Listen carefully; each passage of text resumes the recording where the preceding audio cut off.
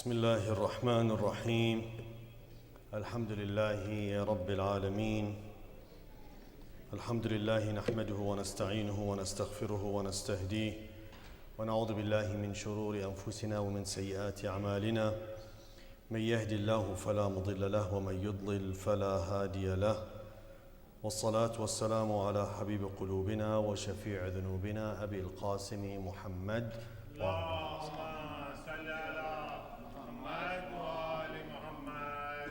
وعلى آل بيته الطيبين الطاهرين. بسم الله الرحمن الرحيم. رب اشرح لي صدري ويسر لي أمري واحلل عقدة من لساني يفقه قولي. The Almighty Allah says in the Holy Quran, أعوذ بالله من الشيطان الرجيم. بسم الله الرحمن الرحيم.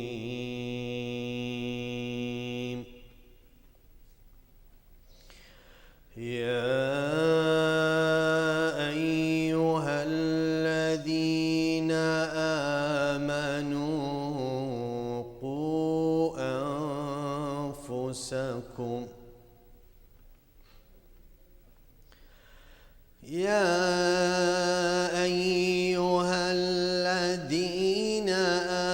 آمنوا قوا أنفسكم وأهليكم نارا وقودها الناس والحجارة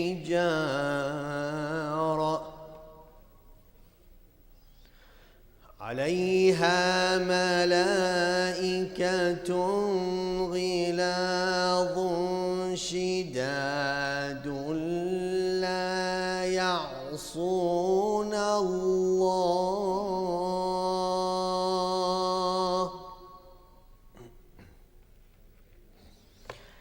لا يعصون الله ما أمرهم ويفعلون ما يؤمرون.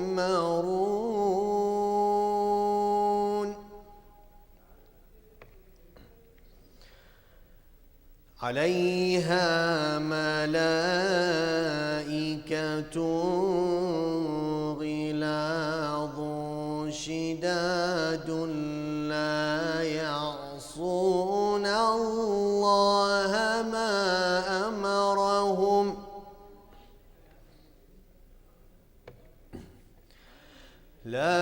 يعصون الله ما أمرهم ويفعلون ما يؤمرون. صدق الله العلي العظيم. صلوات.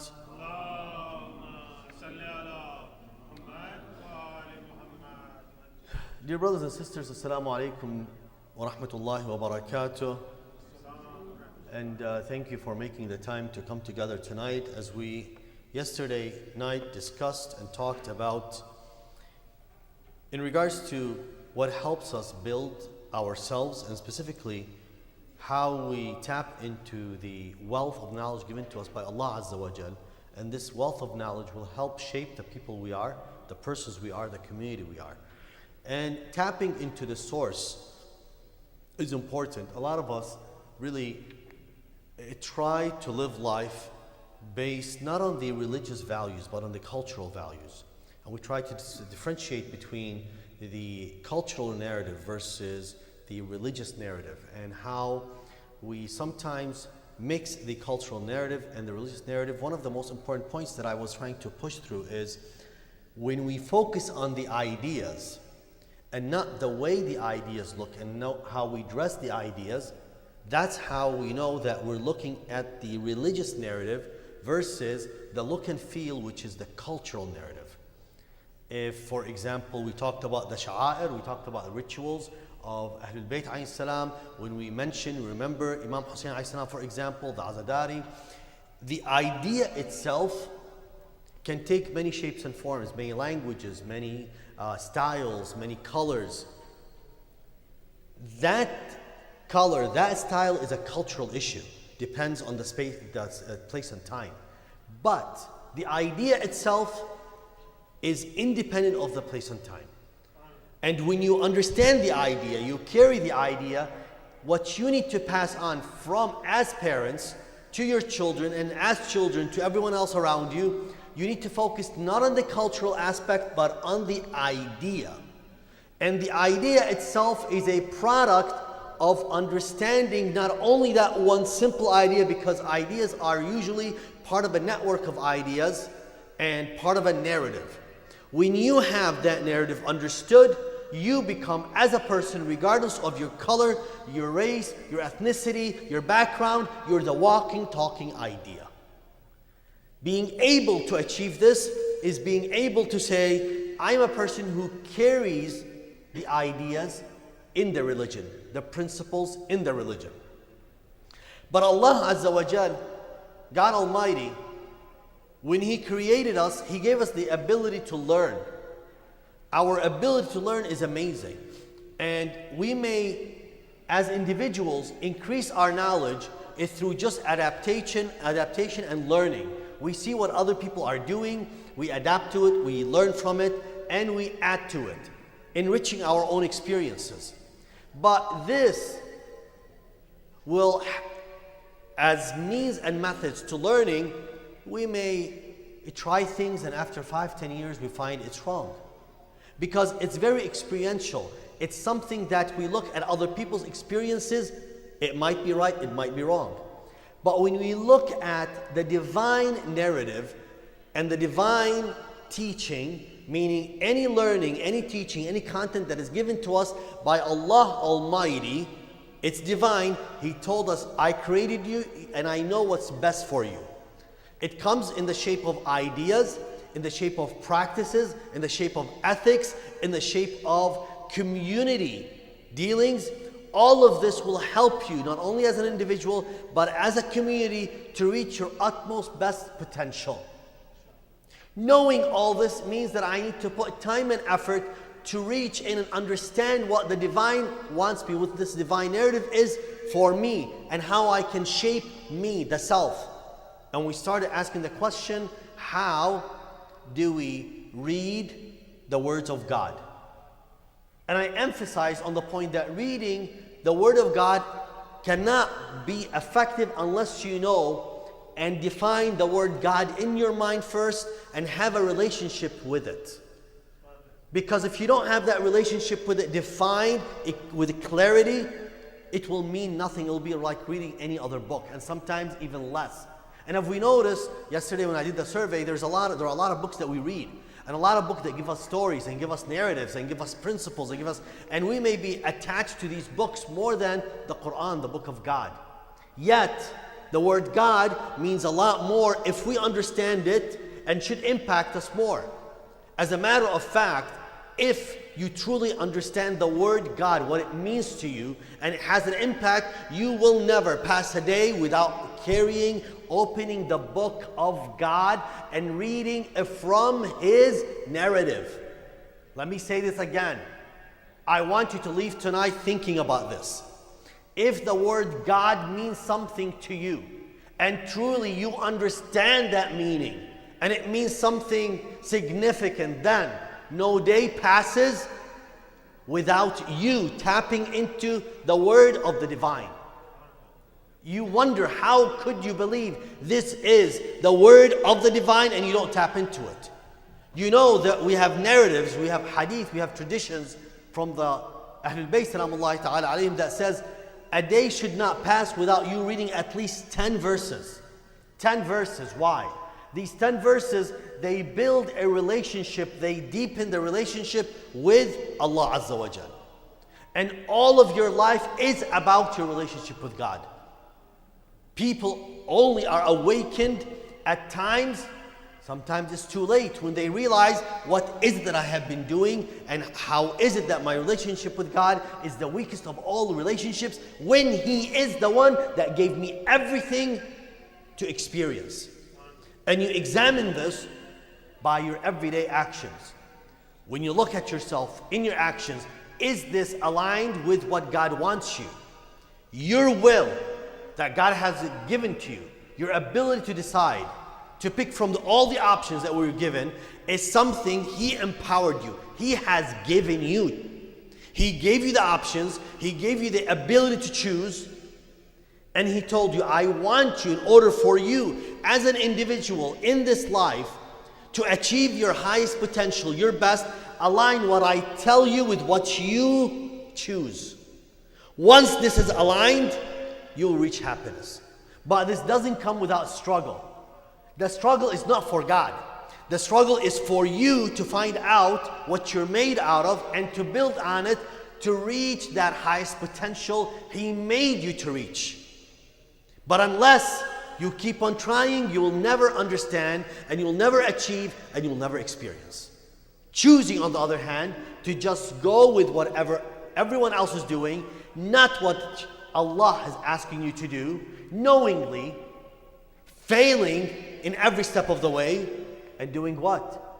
Thinking that you're achieving these very short term, yet in reality you're losing the big picture and the long term.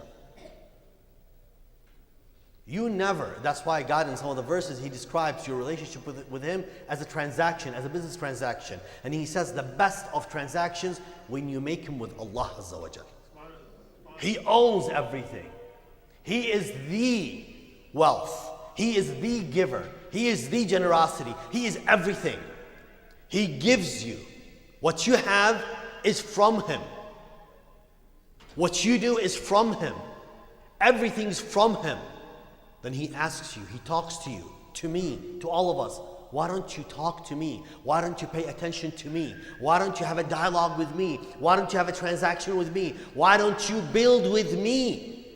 He wants you to connect with Him through understanding that narrative, that story, that idea, that principle.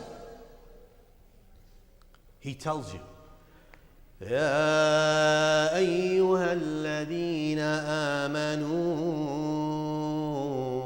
قوا أنفسكم وأهليكم. Look at the word. يا أيها الذين آمنوا. Oh, you who believe. In the Quran, God says, Ya ayyuhan nas at times, O people. Or sometimes addressing those who disbelieve. This verse, it starts with a flag, with a banner, with an identification. Ya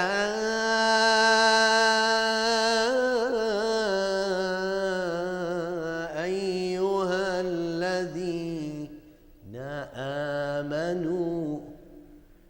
O you who believe. So here's a sense of a questioning.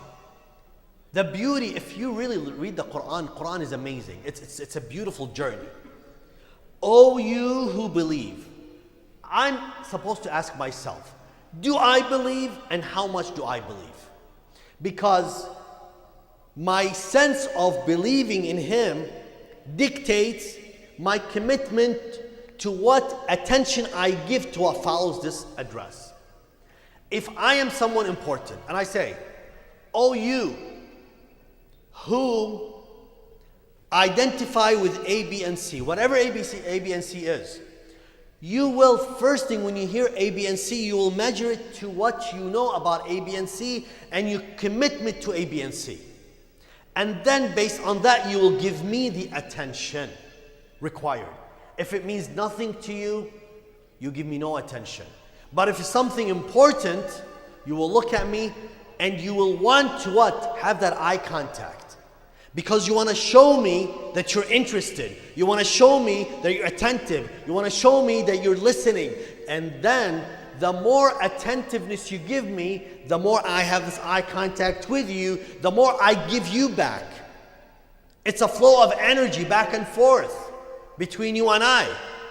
Imagine if you have that attentiveness to Allah Azza wa Jal. The problem, dear brothers and sisters, when it comes to God, it is just a concept in our heads. Most of us did not yet translate the word, the meaning of God to a reality in our lives. Two different things. A reality means it has impact, it has presence, it has existence, it means something. A concept is just a mere idea. It's a thought, comes and goes, may even mean nothing to you. But when something becomes a reality, this reality changes the person you are. Why? Because whatever is a reality, you will have to interact with it. You'll have to have a relationship with it.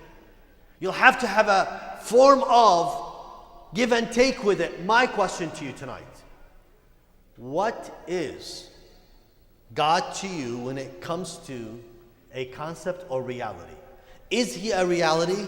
Then when He's a reality, believe it or not, when you read the verse, Ya ayyuha alladhina amanu, O you who believe, He's talking to you. If you consider Him a reality. Why? Because you believed. Once you believed in Him, He became a reality, then you're listening. What is He telling you? قُوا أَنفُسَكُمْ وَأَهْلِيكُمْ. قُوا means what? Protect yourselves from.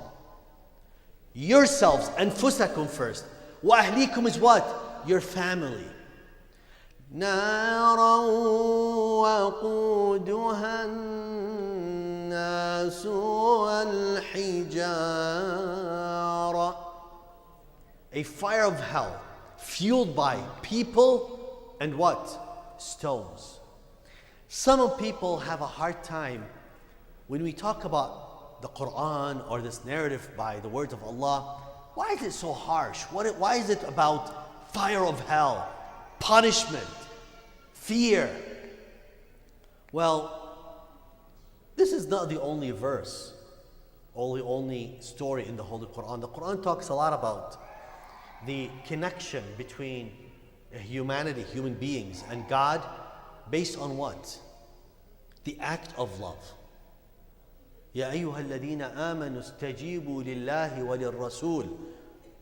Answer the call of God and the Holy Prophet when they call you for what may bring life to you. It's about giving life. It's about instating life. Imam al-Baqir alayhi salam, he says, what is religion to you? وَمَا الدِّينُ إِلَّا الْحُبِّ. Religion is nothing but love. Nothing but love. But what is love? Love is a relationship. Love is a feeling. You show it through action. Love is a feeling that you express. Love, it drives to an action.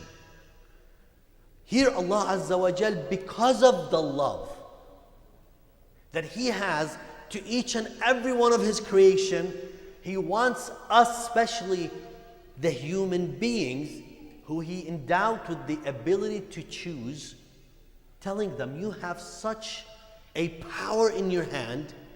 Don't let this power be misleading or misled. Let me explain something. What is punishment? To me and you, when I have a child, when do I punish him or her? When they do something wrong. But why?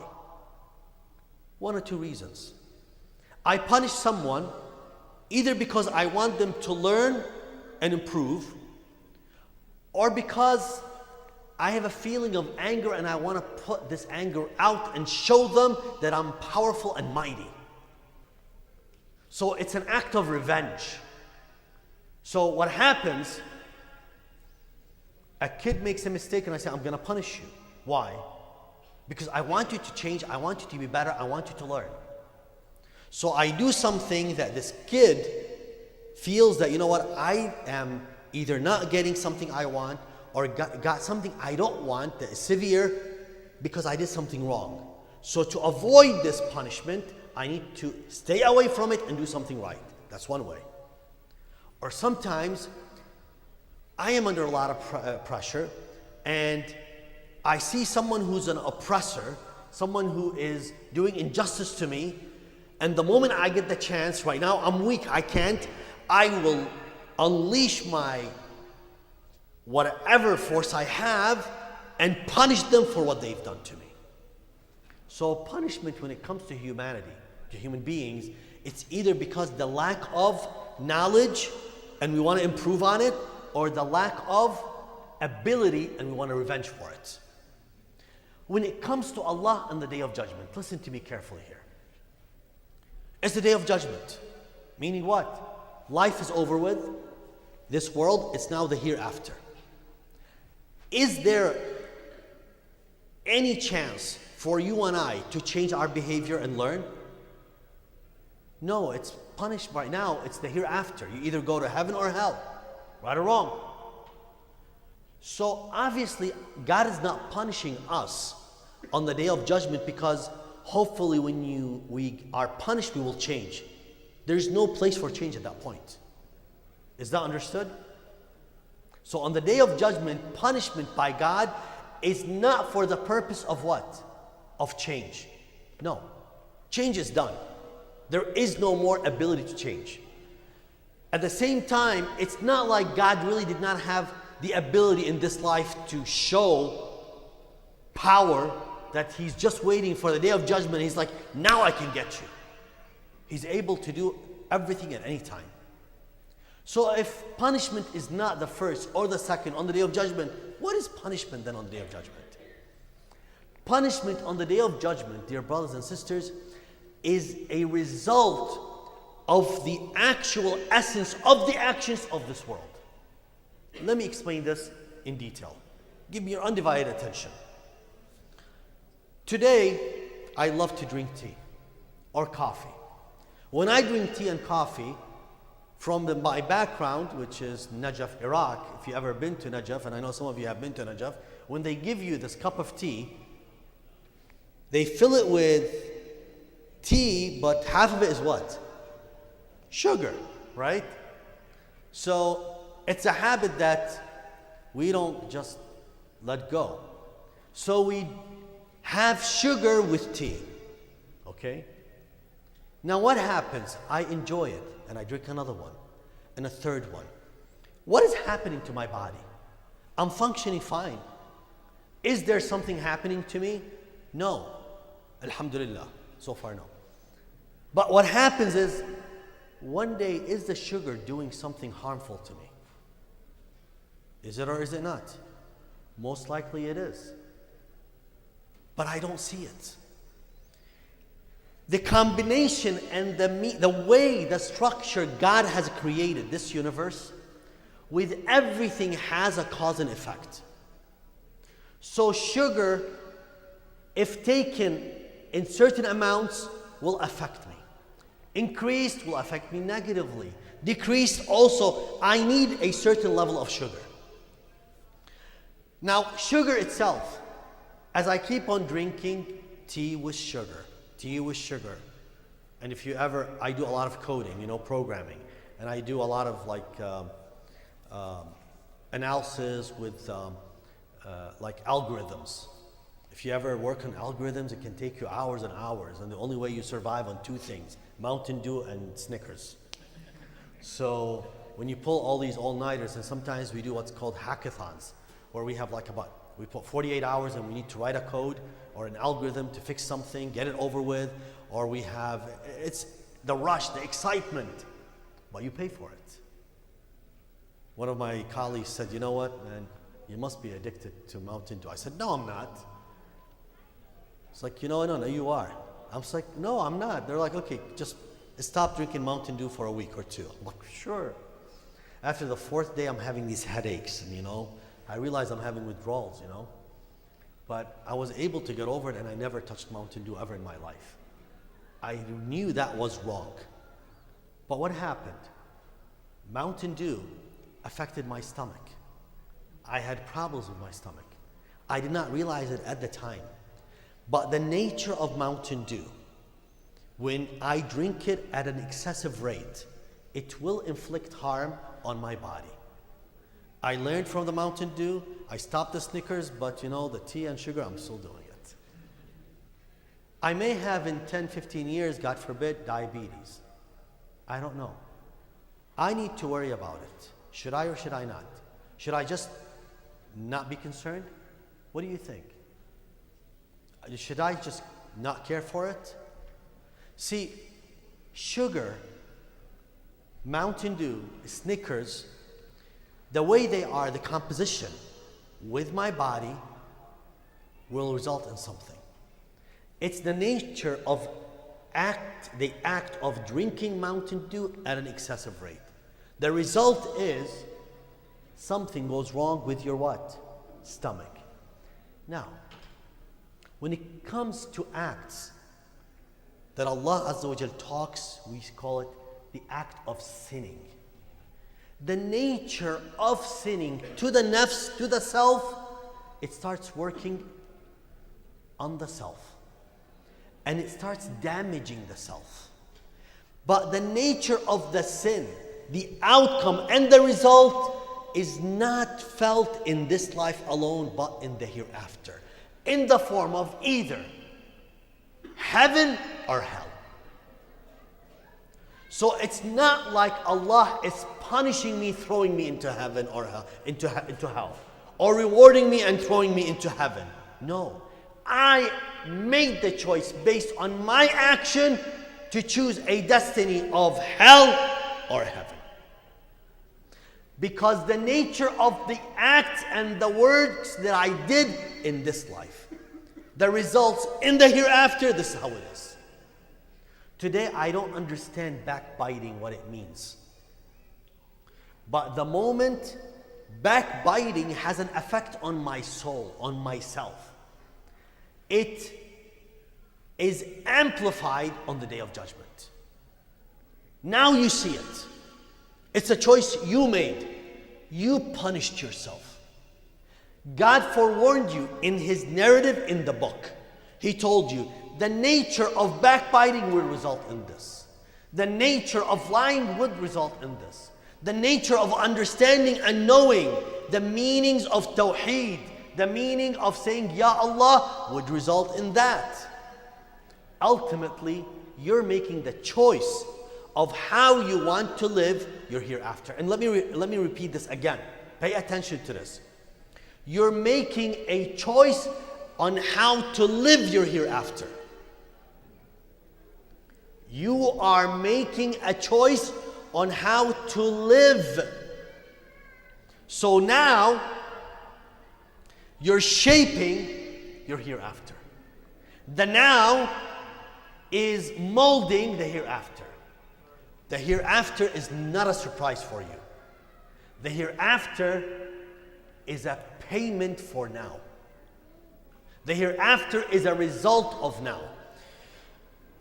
قُوا أَنفُسَكُمْ وَأَهْلِيكُمْ نَارًا وَقُودُهَا النَّاسُ وَالْحِجَارَةُ.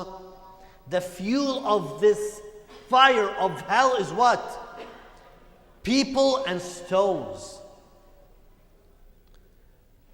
This is a metaphor that brings us closer to understanding what is this punishment.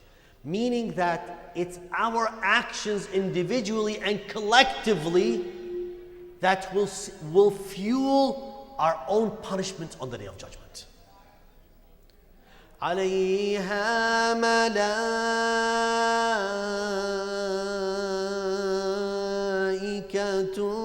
غلاظ شداد. Over it are angels, stern and strong.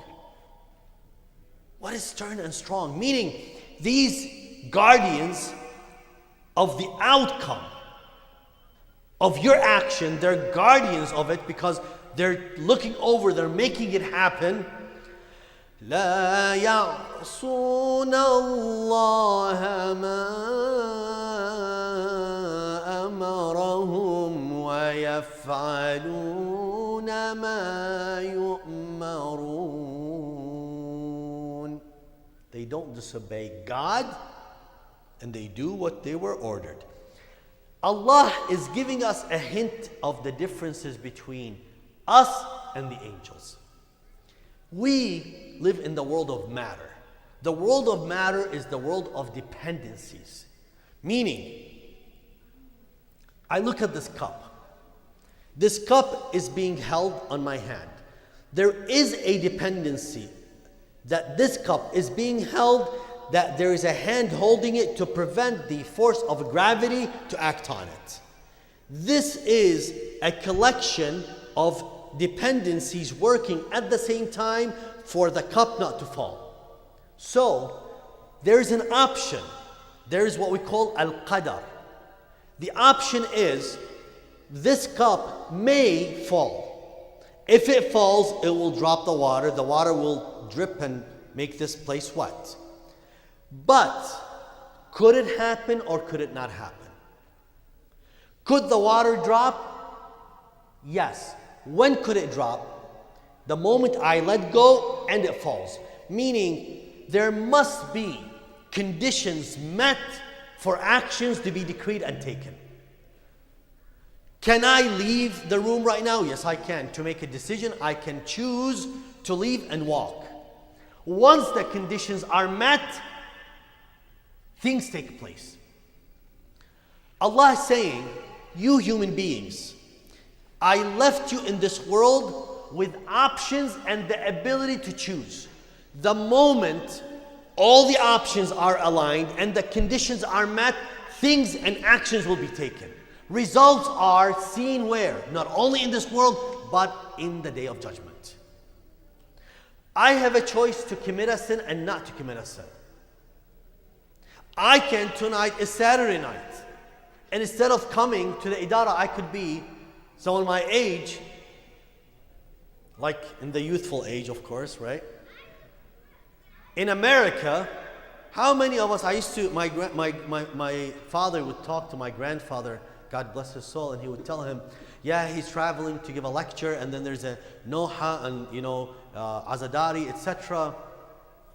So my grandfather, the first time, the second time, he goes to my dad, he goes, son, seriously, you want me to believe that in America you guys are doing recitation of Quran, Azadaris, and all this and that? Come on. He's like, no, we're doing that. He's like, all we hear about America is like, there's so many bad things, corruption, and all the sinning, and he's like, that's available if you want to, but there's also a choice to do something else. They were pretty impressed, wow, we do all this stuff. And when we're able to go overseas and kind of see and participate, some of the people in the countries where we came from, they're like, what's wrong with you people? You guys are more religious than us in here. Why? You know the beautiful thing about being raised in America? We were not just fed culture and told to do things and just followed blindly. We made a choice because we had options. I graduated from high school in Dearborn, Michigan. And if you ever go to Dearborn, and besides visiting Shatila for pastries and Middle Eastern food, there is the most famous high school called Fortson High School. It has about 3,000 students. You will see what people do there. We have options. We could be spending Saturday night in a nightclub. We could be going out, and God knows, doing things that, those who've been through high school here know exactly what I'm talking about. And by the way, let me give the parents a piece of advice. Don't ever think that you can monitor your children 100% of the time. If they want to end up doing something, they'll do it. Believe me. If we want to do something, we will do it. The best thing is when you raise your children, create that trust that they're open with you and they tell you the truth. And the best thing, be like Luqman. I've shared this with you. إذ قال لقمان لابنه وهو يعظه يا بني. When Luqman said his son, he gave him advice. What did he tell him? يا بني لا تشرك بالله. Do not associate in God. إن الشرك لظلم عظيم. Associating with God is a great injustice to you, son. Meaning, don't ruin yourself. You want to ruin yourself? Associate with God. But what does association with God mean? It means to have a mindset that I can hide from Him, that I can do something and He will not see me. يا أيها الإنسان ما غرك بربك الكريم. God talks to you. Aren't you a human being? He said, oh human being. يا أيها الإنسان ما غرك بربك الكريم. What made you take your Lord for granted? الذي خلقك فسواك فعدلك في أي صورة ما شاء ركبك. He could have formed you, shaped you in any way, shape or form. Then he says, كلا بل تكذبون بالدين. You keep on denying this religion. وإن عليكم لحافظين كراما كاتبين. You have two recorders. They're honorable ones. They record everything you do. What's wrong? Why is it you don't pay attention to these little things that I'm giving you? It's a narrative, dear brothers and sisters. See, Luqman, when he told his son, don't associate with God, what is he telling him? Let me tell you, son, God is watching. He always knows what you're doing. Someone came to Imam Sadiq, told him, I sin, I commit wrong all the time. Help me change. He said, very simple. Whenever you want to commit a sin, make sure you don't use something God gave you. You don't sin in a place that God can see you. Very simple. Go ahead and try to sin. And forget the fact that God gave you everything. Everything. And He's watching and sees what you do. What's wrong with us? Why do we forget all the time? We forget all the time because we take things for granted and we don't listen on a daily basis to His divine narrative. We don't remind ourselves that we need to connect with Him, and we really don't build a relationship with Allah Azza wa Jal. When you build a relationship with God, it helps you live life in a healthy form. It gives you insight and hope. It gives you love and care. You're connected to the Almighty. As we yesterday said, you're connected to how Allah Azza wa Jal described in Ayatul Kursi. Allahu alladhi la ilaha illahu al-hayyul qayyum la ta'khudhuhu sinatun wa la nawm lahu ma fi as-samawati wa ma fi al-ard. When you read these verses, they should strike home and hit your heart, and then awaken your mind and your awareness that at all times you need Him. You're in His presence. He does not take a nap. He does not go to sleep. He does not have shifts where He's awake and the rest He's asleep. He's always aware of what we do. We forget. We become heedless. We are blinded. Why? It's a choice we make because we chose to forget. So, what I wanted to talk about, as I started yesterday, when Allah Azza wa Jal mentioned in the Quran, إن الله لا يغير ما بقوم حتى يغيروا ما بأنفسهم. God does not change the state of the people until what? They change their own state. Change starts with you as a person. Change, it starts with an individual. Change, it starts with understanding what do you want to change to. If you don't have a destination because you never understood the narrative given to you by Allah Azza wa Jal, you don't have a dream, you don't have a goal, you don't have something to look up to. You don't. All you do is listen to others, see what others are doing. Look at Hollywood and what it produces. Look at the TV and what it gives you out. And you say, I want to be like this. It creates this kind of feeling towards, I want to be like this person, like that person. I watch movies, so it impacts me. I listen to songs, so they shape my mind. They shape my thinking. I let the melodies from these artists, songwriters, shape my narrative. That's the reality. Listen to me carefully. I'm not going to ask you who listens to music, because most of us might listen to music. I'm going to be real about it. But let me examine it quickly. That music that you're listening to, that rhythm and that melody, these lyrics, they shape the way you think. They make you dream in a certain way. They make you think in a certain way. A lot of these songs, what are they about?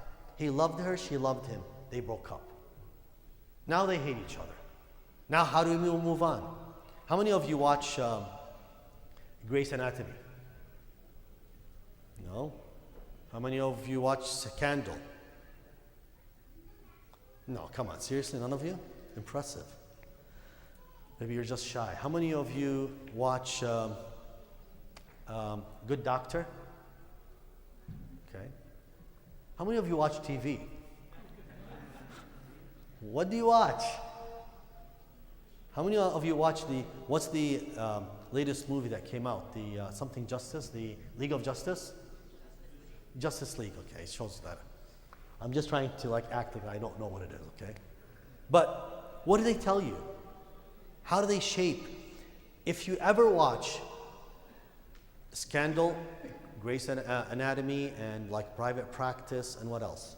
Do you know who wrote these shows? So these shows talk about people, individuals, and if you notice what they do, these are very popular TV shows. They talk about life. They show you people getting together. And then they tell you that these two people, a couple that loved one another. Then the couple cheated on one another, but the couple also gave birth to children. The children grew up. They cheated. They had children out of wedlock. And now they want to move on. And then the couple, each of them cheated, and with their ones who they cheated, they have children. And it's all a big mess. But you know what they try to emphasize in each and every one of these shows? If you look carefully, most of these shows,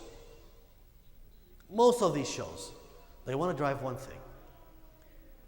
You made a mistake, that's fine. Embrace the mistake. Don't have any guilt. Move on. Move on. Deal with reality. This way of thinking is extremely dangerous. Why? It completely takes away any value for guilt and morality. If anything, embrace it. Whatever it is, it's okay. Accept it. Move on. And if you say, for example, having children out of wedlock. Today, anywhere you go, it's like you cannot say, whoa, hold on. Children out of wedlock. No, it's normal. They're normalizing what? Whatever we considered is immoral.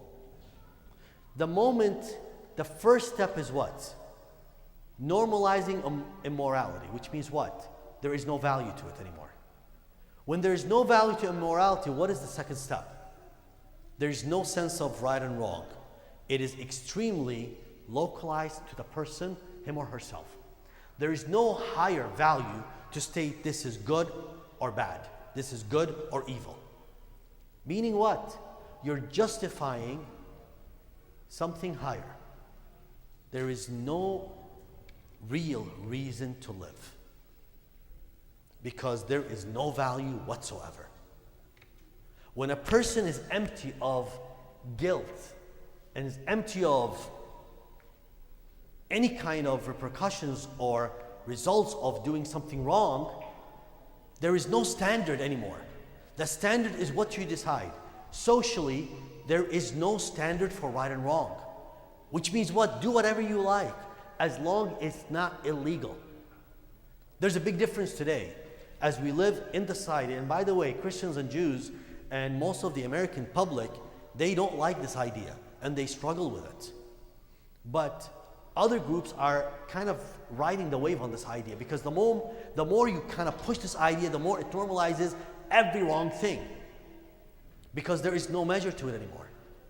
The reality of the matter, social value, what is a social value? It's relative. What is socially acceptable today, give it 2 years, actually with the social media and everything, give it 2 months, it will change. It will change and make it acceptable. So what are we trying to say here? Our role is to work on deepening the meaning of social values with a standard, not with no standard. It's not based on what you think today. It's not based on, honesty is honesty. Whether it's 1400 years ago, 2000 years ago, or today. The value of honesty is important. And when you're dishonest, you need to feel guilty.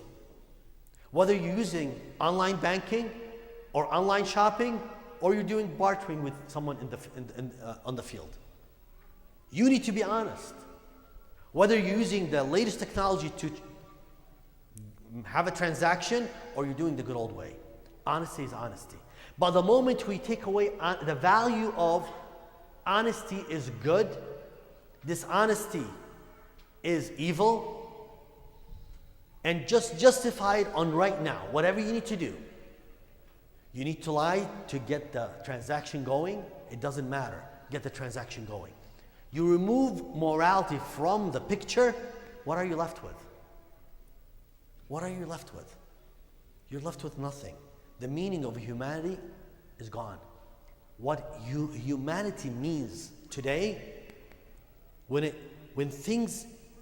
guilt is removed from the human heart, from the self, what is happening to us as individuals? يا أيها الإنسان. I told you God talks sometimes, talk to all humanity. But when He wants to talk to you, the believers, He says what? يا أيها الذين آمنوا اتقوا الله. O you who believe, have that piety. وَلْتَنْظُرْ نَفْسٌ مَا قَدَّمَتْ لِغَدٍ. And you should be aware of what you have prepared for tomorrow. وَاتَّقُوا اللَّهِ. And again, have piety, this awareness of God. إِنَّ اللَّهَ خَبِيرٌ بِمَا تَعْمَلُونَ. God knows everything you do. Now the second verse, وَلَا تَكُونُوا كَالَّذِينَ نَسُوا اللَّهَ. Don't be like those who forgot Allah. Morality here. Don't forget it. Why? The result is what? Listen to this powerful verse. وَلَا تَكُونُوا كَالَّذِينَ نَسُوا اللَّهَ. Don't be like those who forgot Allah. There is a result to it. فَأَنْسَاهُمْ أَنفُسَهُمْ. They forgot themselves. When communities and nations forget Allah, the result is what? They forget themselves.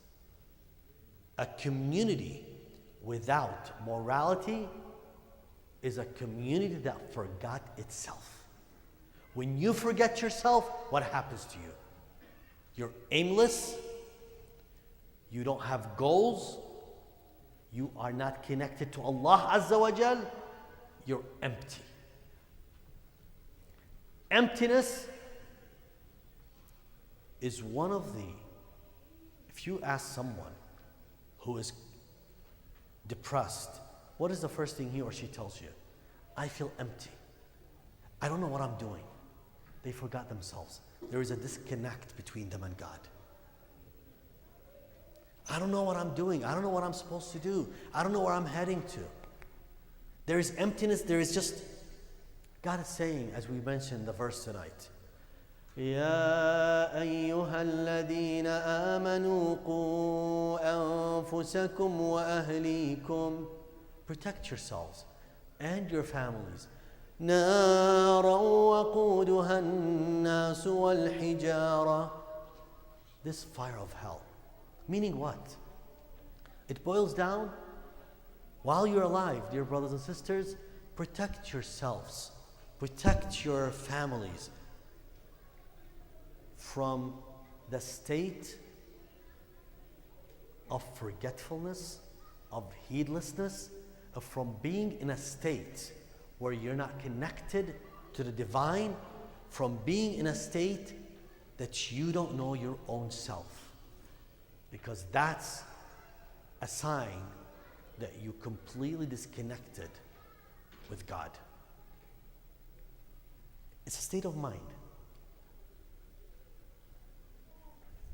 Tomorrow I want to talk about something extremely important that has to do with the relationship between us as individuals and as families, and explore what Imam Ali alayhi salam wants us to be. It's very interesting. They did not leave us without a guideline, without a roadmap. But I want you tonight to leave with a question and think about it. Hopefully tomorrow when you show up, we can answer it together. But what shapes your mind? What impacts you most? Is it a song? Is it a movie? Is it TV? Is it a collective of things? What is it? This collection of things what impacts you? What shapes your mind?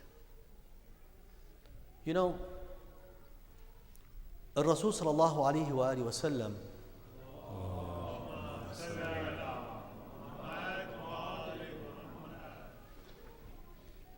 when he was amongst his people, he was very impactful. وَمَا أَرْسَلْنَاكَ إِلَّا رَحْمَةً لِلْعَالَمِينَ. We only sent you as a mercy to all of the worlds, to all of mankind. Why? You can see in his actions, more than his words, how he exemplified, amplified the meaning of mercy. Not only with the strangers, but he started with the closest of all, with his own family members. The love of this family member, these family members, his daughter, Lady Zahra alayhi salam, her husband, Amir al-Mu'mineen salamullahi ta'ala alayh, their children, Al-Hasan wal-Hussein alayhim salam, that when a stranger, when a poor person, when an orphan, when a prisoner of war, all three knocked on their doors, and they were fasting the entire day, they chose to take whatever they had of food and give it to a stranger. Once it was a prisoner of war, the other it was a poor person, the third it was an orphan. God captured that moment in time and sent it to us, and He explained it. وَيُطْعِمُونَ الطَّعَامَ عَلَى حُبِّهِ مِسْكِينًا وَيَتِيمًا وَأَسِيرًا. Look at that. وَيُطْعِمُونَ الطَّعَامَ عَلَى حُبِّهِ. They feed that food, they give that food عَلَى حُبِّهِ. Because they love God, they translated that love, amplified it in their action with the people. That's the Holy Prophet sallallahu alaihi wasallam. That's his product sallallahu alaihi wasallam. His family talked love, acted this love in giving to people around them. So you ask yourself, I want you to leave with this thought. This story in Surah Al-Insan is so important in our faith. Why? Because it should be translated in our lives, in our behaviors. What have you done to a stranger who was in need. See, how many times you see those who are in need on TV? How many times you see those who are in need, the homeless in your city? How many times you see those who are in need in your neighborhoods? What do you do to that? How do you act? How do you take care of them? Dear brothers and sisters, we know there is Islamophobia today. We know that Muslims are under attack. Muslims are this, Muslims are that. And we always think about these huge, magnificent, great ideas and plans to change this. The Holy Prophet ﷺ says, you want to change how people look at you? Look at this example.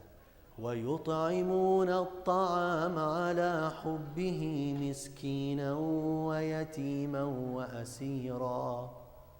They give. They give. They feed. How many times in the past years have you been to a shelter to take care of people? That says what Muslims do, what Islam is teaching. Not just standing here giving a lecture or sitting here listening to a lecture. It's going out there, acting on these. How many of you did the whole building, the Habitat for Humanity, or tried to build a house to a needy person, or tried to go and help a homeless, or any of it?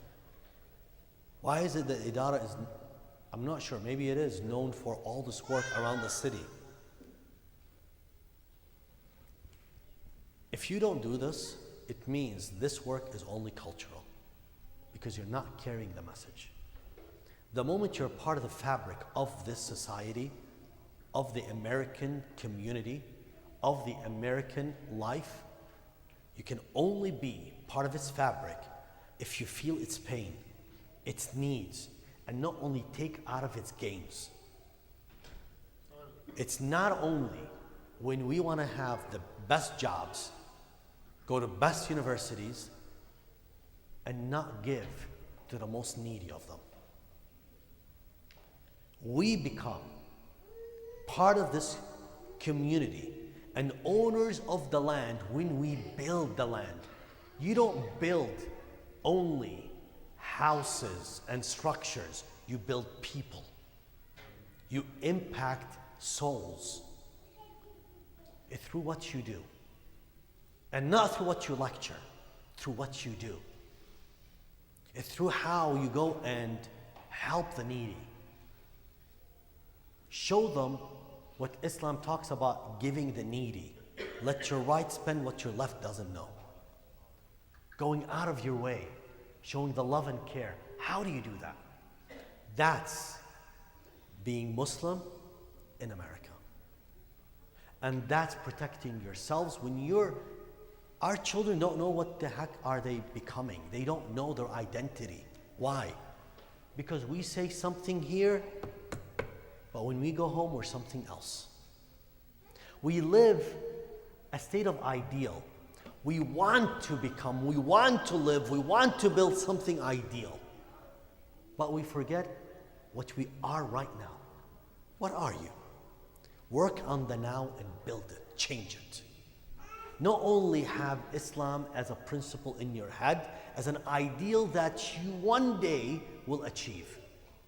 Look at Islam as a living being, and you are it. Do what the Prophet ﷺ taught his family and how he raised them.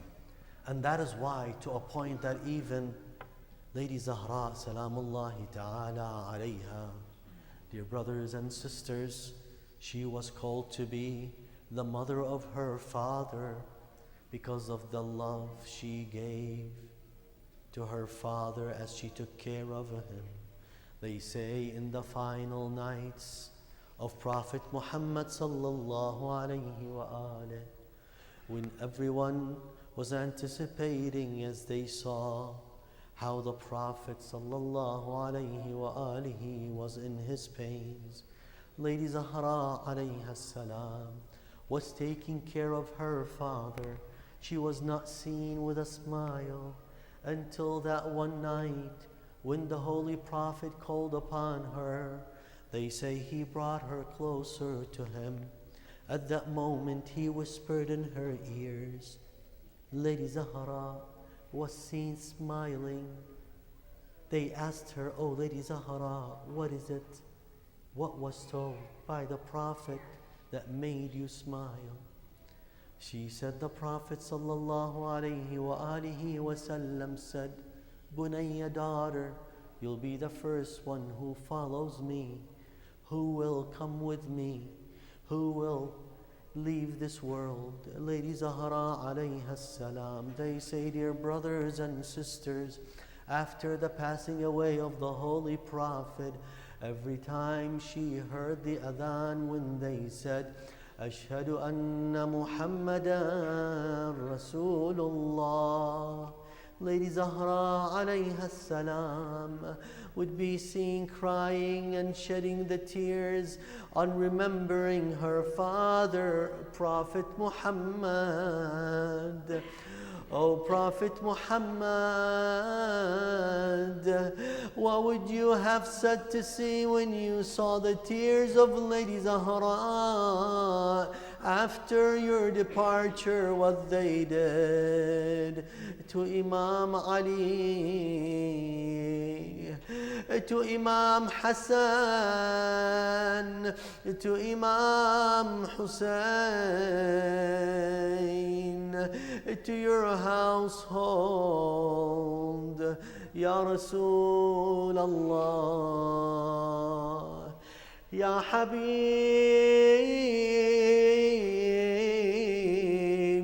Ya Rasul Allah, Ya Habibi,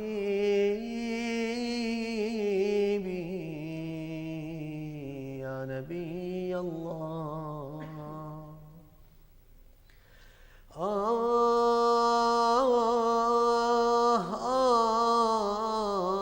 Oh Prophet Muhammad, we wish we were with you in those final moments. We wish we were with you in these final moments. Ya laytana kunna ma'akum فنفوز فوزا عظيما. We ask Allah Azza wa Jal to accept the little we are offering in these nights. We ask Allah Azza wa Jal to forgive us for the sake of Prophet Muhammad sallallahu alayhi wa alihi wa sallam all our sins. We ask Him to release us from the fire of hell. We ask Him to fulfill all our needs and requests. We ask Him to make us connected with His words. We ask Him to make us connected with His Imams. We ask Him to make us serve Him. We ask Him to make us successful. We ask Him to accept what we are offering and let us offer the blessings of the recitation of this majlis and the Surah Al-Fatiha to all the souls of the deceased ones after the Salat ala Muhammad wa